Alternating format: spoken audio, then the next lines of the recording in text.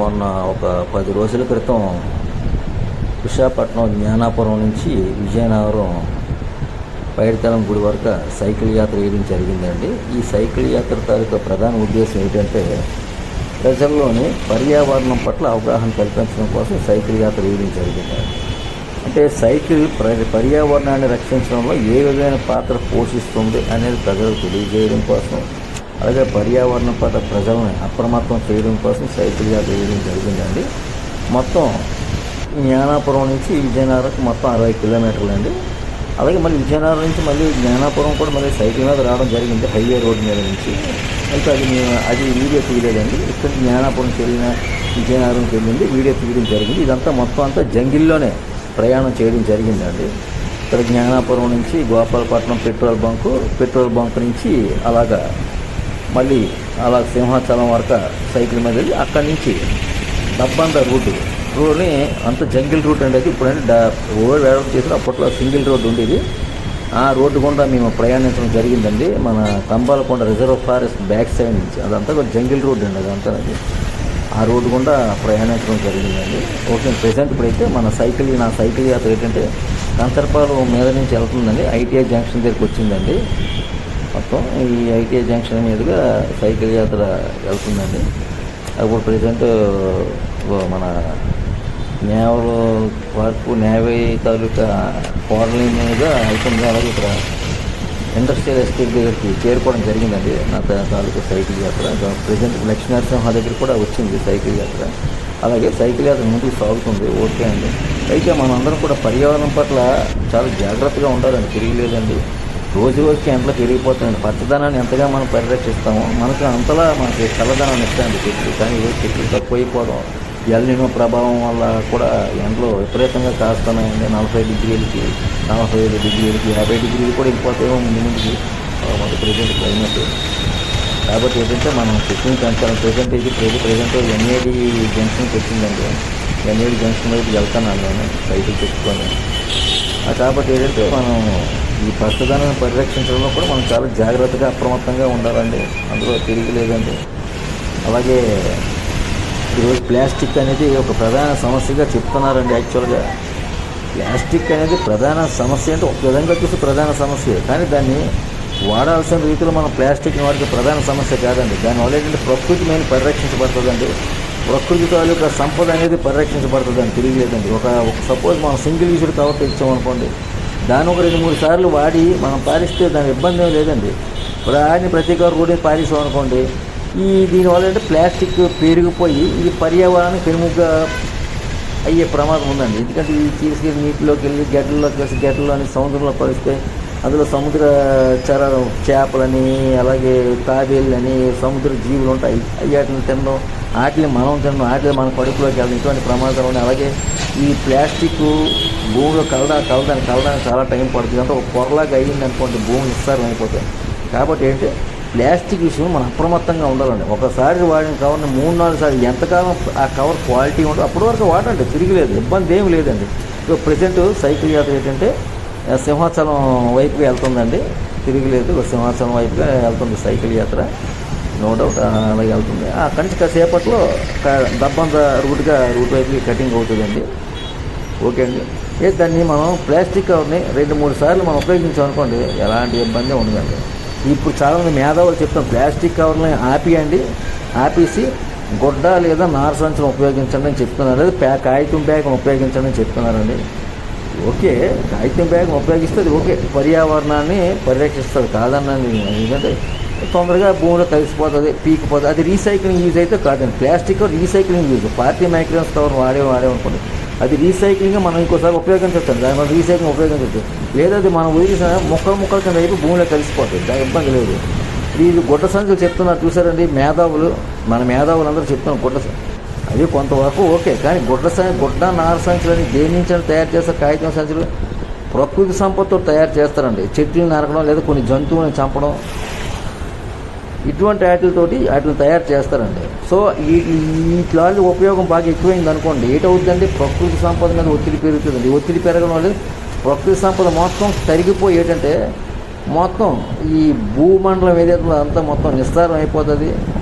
మొత్తం పొల్యూషన్ బారిన పడుతుంది, అధిక ఎండలో వేడి పడిపోతుంది, ఇటువంటి ప్రమాదాలు ఉన్నాయండి. కాబట్టి ఏంటంటే ప్లాస్టిక్ అవనివ్వండి, గుడ్డ నార్సన్స్ అవనివ్వండి, ఏదైనా సరే కొంత లిమిట్లో వాడినట్టయితే పర్యావరణం పరిరక్షించబడుతుందండి.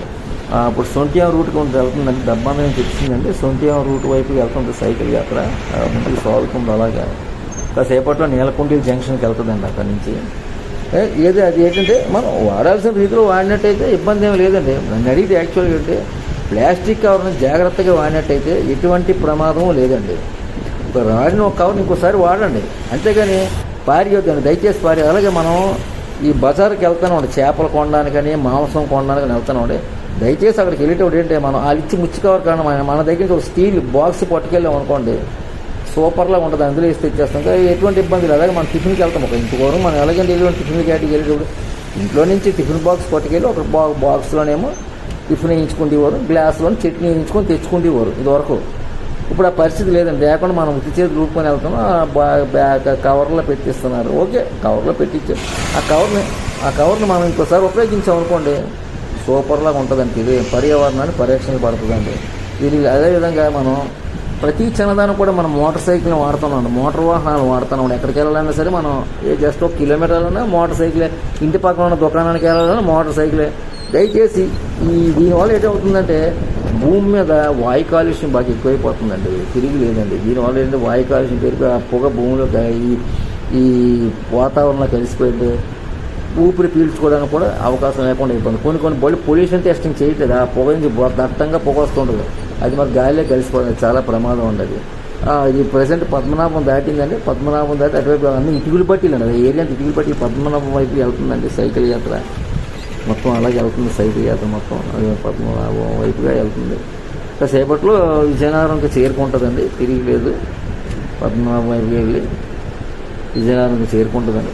కాబట్టి ఏంటంటే మనం ఏం దగ్గర పనులకి ఏంటంటే మనం నడుచుకుంటూ వెళ్ళడము, లేదంటే సైకిల్ ఉపయోగించుకుంటే చాలా మంచిదండి. అది మన ఆరోగ్యానికి మంచిది, అలాగే పర్యావరణానికి కూడా మంచిది. ఆరోగ్యం మన ఒంట్లో కొలెస్ట్రాల్ వాటిని తగ్గిస్తుంది, మన బాడీ తేలికవుతుంది, తిరిగి లేదు. కీళ్ళ నొప్పులు ఉంటే ఒక మాదిరి తొక్కండి, కీళ్ళ నొప్పులు అనేది లేకపోతే సైకిల్ వాడండి, పర్వాలేదు. రోజుకు 10 కిలోమీటర్లు తొక్కినా వచ్చిన నష్టం ఏం లేదు. నేను ఉన్నానండి, ఎక్కడెక్కడో దేశం అంతా సైకిల్ మీద తిరిగి సైకిల్ యాత్ర వేస్తున్నాను చూసారా, ఎక్కడెక్కడికో తిరుగుతుంటాం సైకిల్ మీద. ఓకే, మనిషి ఒక్కొక్క ఆరోగ్యం ఒక్కొక్కలాగా ఉంటుంది. కాబట్టి అంటే మనకి ఎంతవరకు సైకిల్ తొక్కగలం అనేది చూసి అంతవరకు తొక్కండి, ఇబ్బంది ఏంటి లేదు. అంతేగాని మరీ బొత్తిగా బళ్ళి మీద వెళ్ళిపోవడం, ఇంధన వనరులు మరి తరిగిపోతున్నాయి, అది చిన్నదాన్ని కూడా బండి చేస్తున్నారు. ప్రతిదినం పెట్రోల్ ఖర్చు అవుతుంది, పెట్రోల్ భూమి తీస్తున్నారు, మరి దీని ఇంధన వల్ల ఖర్చు అవుతున్నాయి, మరి దీనివల్ల కూడా కాలుష్యం పడుతుంది, దీనివల్ల కూడా ఒత్తిడి పడుతుంది. కాబట్టి ఏంటంటే ఇంధనాలను పరిరక్షించుకోవాలనుకుంటే మనం కంపల్సరీగా పబ్లిక్ ట్రాన్స్పోర్ట్ సిస్టమ్ని ఉపయోగించుకోవాలి. ఆర్టీసీ బస్సులు నెట్లో ఆటోల మీద వెళ్ళడం అయినా తీసుకోవాలి. ఆటో మీద వెళ్ళడం ఒకటి బతుకుతాడు మన వల్ల, పోతే 10 రూపాయలు తెస్తావు కిలోమీటర్, దానివల్ల ఒకటి బతుకుతున్నాడు కదండి. అదే మరి దూరం అయితే బండి మీద వెళ్ళండి, నో ప్రాబ్లం, దానికి ఎవరు కాదండు, మరి వెళ్ళండి, తిరిగిలేదు.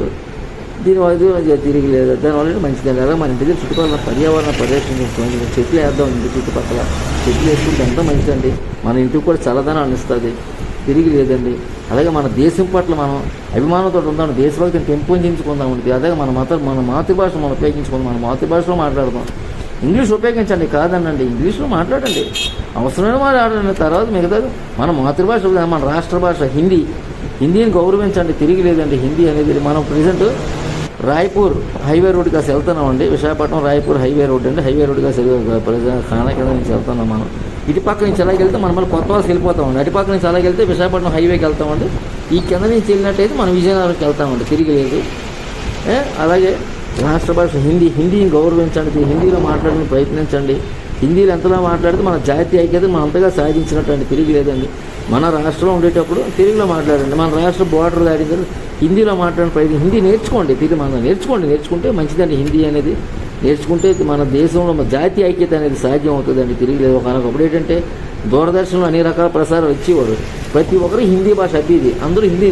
మన దరిద్రం ఏంటో ఈ శాటిలైట్ ఛానల్స్ వచ్చిన తర్వాత ఏ భాష ఛానల్స్ వచ్చేసి హిందీని వదిలేశారు. మహాభారత సీరియల్ వచ్చిన రామాయణ టీవీల మీద మడికట్టుకొని కూర్చుండేవారు, ఆ హిందీలో ఏది చెప్తాను జాగ్రత్తగా ఆలోచించేవారు, అర్థం చేసుకుంటేవారు. ఇప్పుడు ఆ పరిస్థితి లేదండి, అన్నీ కూడా శాటిలైట్ ఛానల్స్ వచ్చి రీజనల్ దీంట్లోనే ప్రసారాలు అవుతున్నారు.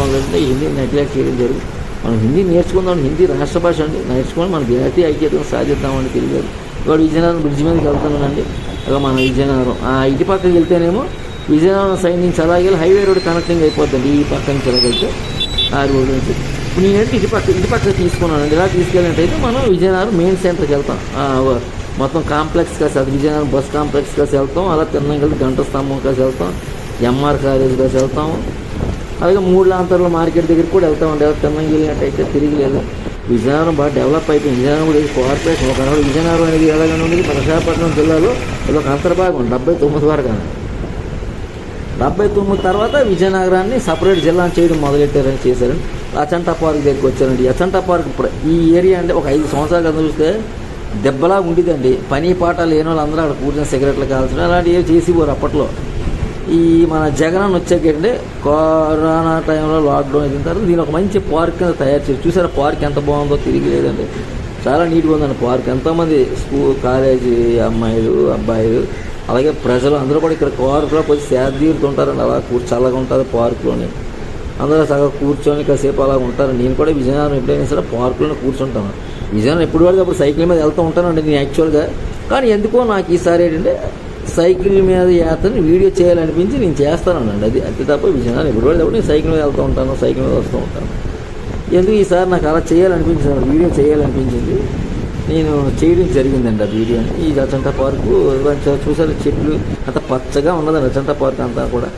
ఈయన పాడు చేయకుండా ఈ పార్క్ని ఇలా ఉంచుకున్నట్టుగా మరి సూపర్లాగా ఉంటుందండి విజయనగరంలో. తిరిగి హైలైట్ అండి విజయనగరంకి ఈ అచంటా పార్క్ అనేది ఒక హైలైట్. తిరిగిలేదు దెబ్బలతో ఉండేది యాక్చువల్గా. ఆ అచంటా పార్క్ నుంచి మళ్ళీ ముందుకు బయలుదేరాను నేను.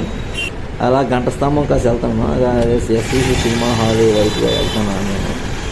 అక్కడి నుంచి అలా మార్కెట్ వరకు వెళ్తానండి. తిరిగి ఎంఆర్ కాలేజీ ఏదో వెళ్తాను కాసేపు పోతే అక్కడికి వెళ్తాను. ఎంఆర్ కాలేజ్ చారిత్రాత్మక కాలేజ్ అది గజపతి రాజులు కట్టారు. గజపతి రాజు గారు పీజీ గవర్నర్ గారు ఆనంద్ గారి అశోక్ గారు అందరూ అక్కడ చదువుకుని అక్కడ విద్యాన్ని అభ్యసించాను. తిరిగి ఈ రోడ్డు గుండా వెళ్తానండి. ప్రజెంట్ సైకిల్ యాత్ర వెళ్తాను. తిరిగి లేదు అదండి. అలాగే మన పిల్లలకి చిన్నప్పటి నుంచి కూడా పెద్దలంటే గౌరవాన్ని మనం నేర్పించాలి. చిన్నపిల్లలకి రెస్పెక్ట్, పెద్దవాళ్ళు అది మరి మర్యాద ఇవ్వాలి. మర్యాద ఇచ్చి మన పిల్లలు చెప్పాలి. అతను పెద్ద తండ్రా అండి అని సంబోధించి మాట్లాడాలి. అంతేగాని అతను అంది అని సంపాదించకుండా ఏదో వేరే విధంగా సంపాదించి మాట్లాడడం అనేది అది మంచి విషయాలు కావండి. దయచేసి ఇది మీరు అందరూ కూడా ఆలోచిస్తారనుకుంటున్నాను. తిరిగిలేదు. అలాగే మనం ఏదైనా సరే శుభ్రంగా ఉండాలి. పరిసరాలన్నీ పరిశుభ్రంగా ఉంచుకోవాలండి. మనం ట్రైన్లో వెళ్తాము, ఉమ్ము వచ్చింది అనుకోండి, ఇప్పుడు సైడ్కి ఏంటంటే చాలామంది ఏంటంటే ఆ అవతల సీట్కి ఎంత చేసేయడం ఇలాంటి చెత్త చండాలం చేస్తారండి. అది సినిమా హాల్కి వెళ్తాం. సినిమా హాల్లో కూడా అంతేనండి. సినిమా హాల్లో కూర్చొని సినిమా ఉమ్ము వస్తే అక్కడ వేసేసి చండాలం కానీ ఏంటంటే దరిద్రంగానే అంత చండాలమా. మన ఇంట్లో అలాగే చేస్తామండి. ఎంత నీట్గా ఉంటే అంత మంచిదండి. తిరిగి లేదండి. సినిమా హాల్స్ అవనివ్వండి, అలాగే బయట ప్రదేశాలు అంటే బస్ స్టాప్లు అవనివ్వండి, ఎక్కడైనా సరే రైల్వే స్టేషన్స్ అవనివ్వండి, నీట్గా ఉంచుకోవాలండి. అంతేగాని అట్లా పాడు చేసి రూములు వేసి చండాలం చేసి. అలాగే ట్రైన్స్లోనే సినిమా హాల్ టాయిలెట్స్ ఉపయోగిస్తారండి. ఇంతకు వాటర్ వేస్తే ఏం పోయిందండి, వేయకుండా చండాలం చేసి వచ్చేస్తారండి. అంత చండాలం, అంత వరస్ట్ అండి అది. అలాగది ఎంత చండాలం అండి. కాబట్టి ప్రతి ఒక్కరు కూడా పర్యావరణం పట్ల, అలాగే శుభ్రత పట్ల, మంచి మర్యాద పట్ల, అలాగే దేశభక్తి పట్ల కూడా ప్రతి ఒక్కరు కూడా ఒక మంచి దీని మీద ఒక మంచి నడవడికతో అలవాటు చేసుకుంటే చాలా మంచిదండి. తిరిగి లేదండి. ముఖ్యంగా ఏంటంటే మనం అన్ని మంచి విషయాలు మనం నేర్చుకోవడం కానీ పిల్లలకు కూడా మనం నేర్పించాలండి. పిల్లలకు మంచితనం అనేది నేర్పించాలండి. అలాగే సెల్ ఫోన్ పిల్లలకి ఇవ్వద్దు అండి. దయచేసి సెల్ ఫోన్ రేడియేషన్ పిల్లలకు కొట్టేసి వాళ్ళకి ఏంటంటే కళ్ళు సరిగ్గా కంటికి వ్యాధులు అటువంటివి జరుగుతున్నాయి. కాబట్టి సెల్ ఫోన్ ఇవ్వడం అనేది తగ్గించండి. పిల్లలకి ఆట వస్తువులు ఉండే చిన్నపిల్లలకి ఆడుకోవడానికి పులి బొమ్మ, కుక్క బొమ్మ, నక్క బొమ్మ ఇలాంటివి ఉంటాయి, అమ్ముతారు. అలాంటివి ఇవ్వండి. మా చిన్నప్పుడు ఆటలు ఆడుకున్న అలాంటి ఇస్తే పిల్లలు ఆడుకుంటే పిల్లలు ఏమైతే ఆ పిల్లలకి చేతి వాళ్ళు ఇటు చేస్తాను, బొమ్మలు పెట్టేస్తాను. ఈ బొమ్మలు పెట్టి అయ్యా ఈ సెల్ ఫోన్ ఇచ్చేస్తాను గుంటలు ఆడుకునేటప్పుడు. ఏంటంటే ఈ పద్ధతి కాదండి ఇలాంటివి విషయాలు.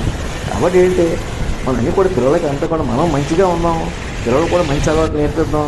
అలాగే మనం కూడా ఈ భూమండలాన్ని ఏంటంటే కాలుష్యబారిన పడకుండా మనం కూడా ఒక మంచి నడవడికతో ఉండి భూమిని అలాగే ఈ పర్యావరణాన్ని కూడా మనందరం పరిరక్షించాలని చెప్పి ఈ వీడియో సాక్షి నేను అందరం కోరుకుంటానండి. అలాగే మరలా నెక్స్ట్ వీడియోలో మళ్ళీ కలుద్దామండి. తిరిగి లేదండి. అంతవరకు సెలవు అండి. అంతవరకు నమస్కారం అందరికి కూడా.